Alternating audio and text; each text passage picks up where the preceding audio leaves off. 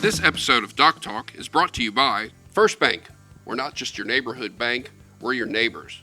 Our local team lives up to the name, putting our customers and community first.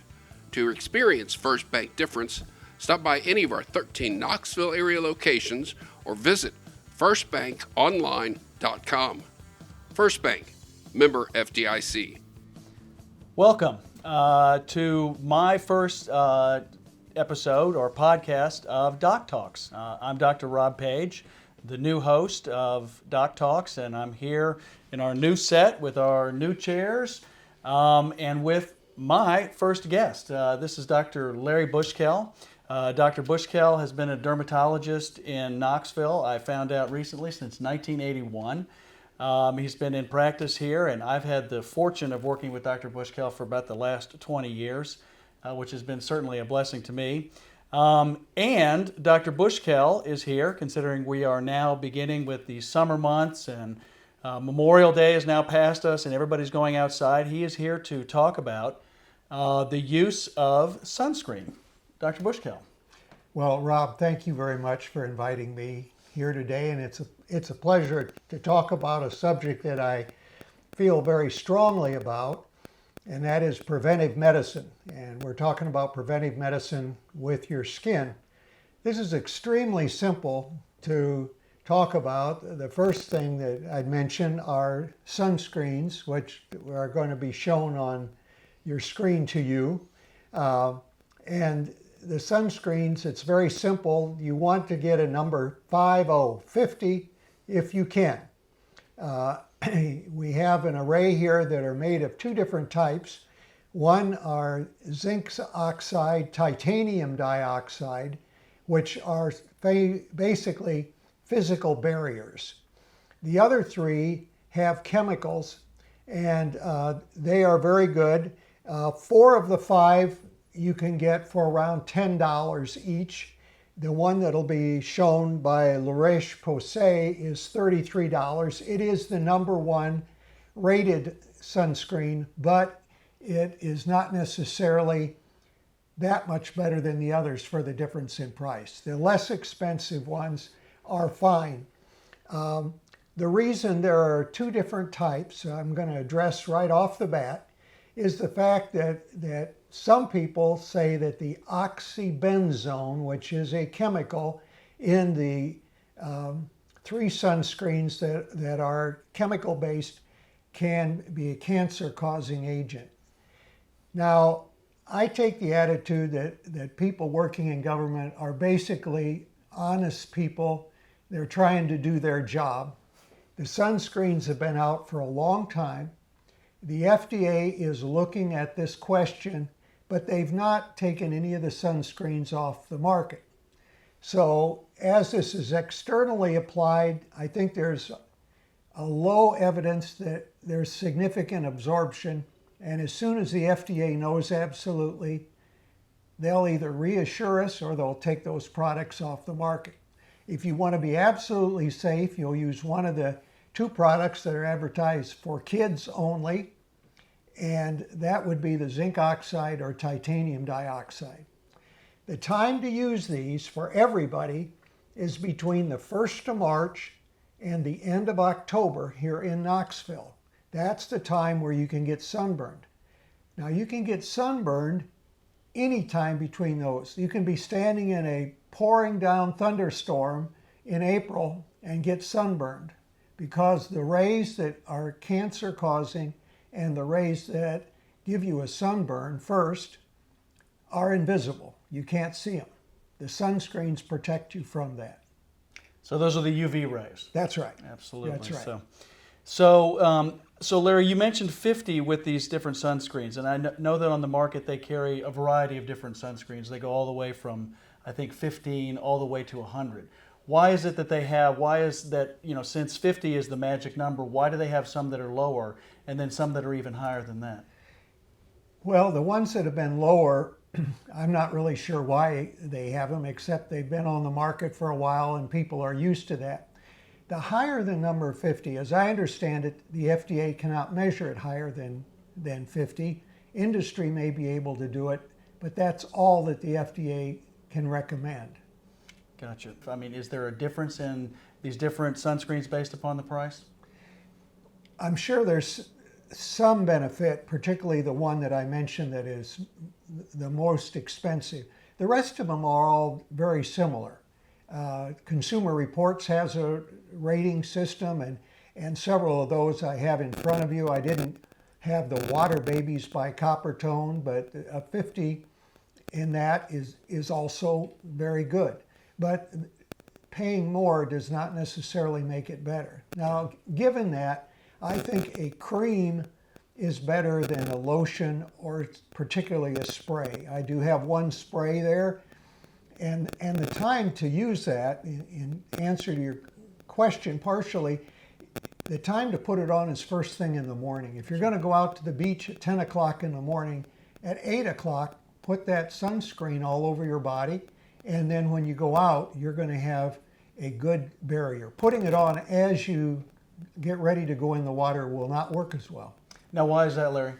Well, just because there's a bit of penetration and you have a reservoir type of effect where it's allowed to really work into the skin and cover everything. And usually you're going to do a better job when you're not rushed putting on the sunscreen as versus when you get right down there and you want to get into the water. Absolutely, when you're hurried. So you apply the sunscreen ideally a couple of hours before you go outside. How often, once you're outside, should you reapply sunscreen? Most of the sunscreens will say good for 80 to 90 minutes. So every hour and a half that you're out there, it'd be a good idea to reapply it. And any changes based upon activity, if we're in the water or if we're sweating a lot, or? Both of those, I agree. Okay. Those definitely you're going to want to put it on. If you're been out in the ocean or in the swimming pool, when you get out, reapply it. Gotcha. So, Larry, we have the different types of sunscreen and we have the different SPFs of sunscreen. You mentioned applying it first thing in the morning. For how long during the day should we apply? Are there particular hours during the day that we should always make sure that we have sunscreen on, or is it just basically anytime the sun is up?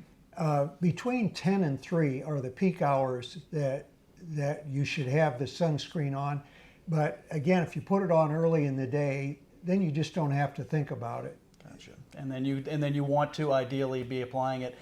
What about if we're running around, if we actually have clothes on and we're actually not fully exposed, if we're not in a bathing suit or if we're doing a sporting event, should we just continue to apply that to the areas that are sun exposed, or? That's more than I'd ever expect. That's why, you're standing in front of the mirror, 7 o'clock in the morning, put it on then, just leave it on for the rest of the day, and that works well. So along with your morning routine, you get up in the morning, you brush your teeth, you comb your hair, you always put on your sunscreen to make sure you have it on for the duration of the day. I measured it today. It took me 10 to 15 seconds to apply it to my face, ears, and neck. Gotcha. So, Larry, let's go back and touch on a subject, because I know it's something that's been in the news, at least something that I've heard recently about the actual, that sunscreen not actually protecting you from skin cancer, but causing skin cancers. Now, is there any truth to that? And I know you touched upon that recently, but you touched upon that previously, but I'd like to sort of expand on that just a little bit. Well, people don't wear sunscreen because they say, I want to get vitamin D. Right. I want to get my vitamin D. And vitamin D is very important. But the problem is that vitamin D can be absorbed quite variably. The same group of people you can line up on the beach and then measure their vitamin D will be drastically different. So we, in the Academy of Dermatology, have felt that go ahead and wear your sunscreen, take your vitamin D orally, and then you know you get it. So is there any particular, so I know that the recommendations, or at least I've heard in the news occasionally, that you don't need a lot of sun exposure in order to be able to absorb or activate the vitamin D that actually is got this protective effect. And of course now even with coronavirus, we're hearing reports about vitamin D and perhaps that even being preventive. Is there any benefit to any more sun, or just certain particular types of sun, or how long we should be in the sun? Well, again, we feel like any sun exposure is going to give you that. And we recognize that people are out in the sun and people forget. But if you're going out in the sun just to get the vitamin D benefit, then you don't know what you're getting, because there's so much variable absorption. People are young, healthy, they go out there, they measure them for vitamin D and they don't absorb very much, when they measure it in their blood level. So taking a vitamin D supplement, I think, is very important. Okay. So rather than actually try to get more sun to, presumably get more vitamin D, we should just be taking the supplement and then just basically rely upon the fact that we're actually outside at all, to the fact that we're going to be activating or absorbing this vitamin D. That's right. Absolutely. Anything else you'd like to touch upon that you find that you think is important Well, about this? I think it's important that you do cover all areas. I see quite a few skin cancers that occur on the ears and things like that. Be sure you get behind your ears. A lot of men we see have skin cancers on their ears. Women, particularly on the lower legs, we see a lot of that. Women wear more slacks now, but in the past they wore skirts. And I see from about 60 years of age on, I will see a lot of skin cancers on the lower legs of women as compared to men. The other thing that you can do is to have a physical barrier, and I've brought here a couple of hats. The best ones, for men at least, you wear, and it covers your whole ears to give you additional protection and covers over your face, and that can work very well. Also, a ball cap, if you're going to be be out on a boat or such as that, a ball cap will give you great protection for your scalp, and we're all thinning out on the scalp. Me more than you. But it doesn't give you any coverage on your ears, so you want to be sure to have the sunscreen. But just a combination of a hat and wearing sunscreen will do wonders. Now, I know also, Larry, that they actually sell some clothing that has SPF values in it. Is there any benefit to doing that? I mean, or why do they have clothing with SPF? Well, that's because sun comes through. If you hold up a t-shirt to the light and you can see light through it, then the sun can come through it. And we do see a lot of skin cancers on the back, either from just direct exposure or even through garments. People come in and say, I always wear a t-shirt, and they still have a skin cancer. Now, some of these dry fit fabrics, the breathable fabrics, can be quite good. And you can wear long sleeves in the summer if you're out working in the yard or such as that, and you'll still get good benefit from that. So make sure we can cover most of the areas of our body with clothing.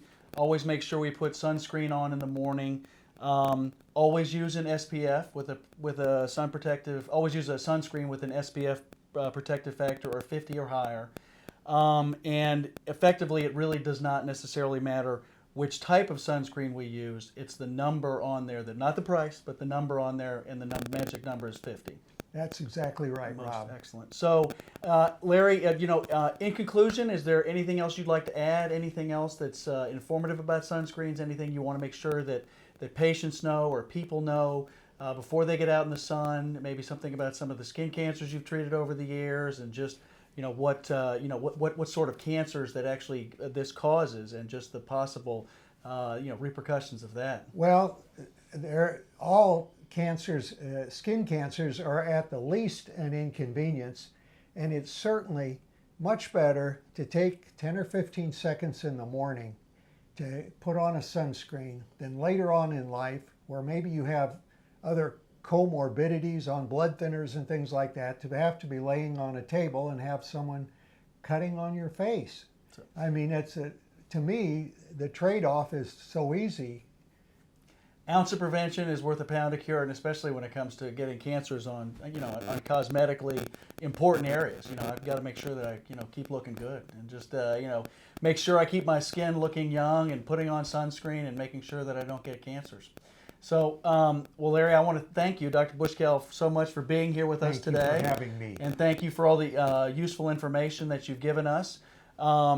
You'll see on the bottom of your screen as we went through here the type of sunscreens we've had, and Dr. Bushkell is he's working here in Knoxville still. You're working at Interfaith Clinic, and you're doing work in Knoxville, which is certainly very important.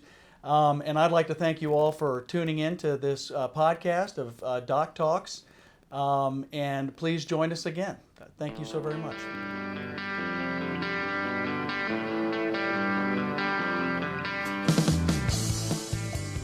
This episode of Doc Talk is brought to you by First Bank. We're not just your neighborhood bank, we're your neighbors. Our local team lives up to the name, putting our customers and community first. To experience First Bank difference, stop by any of our 13 Knoxville area locations or visit firstbankonline.com. First Bank, member FDIC.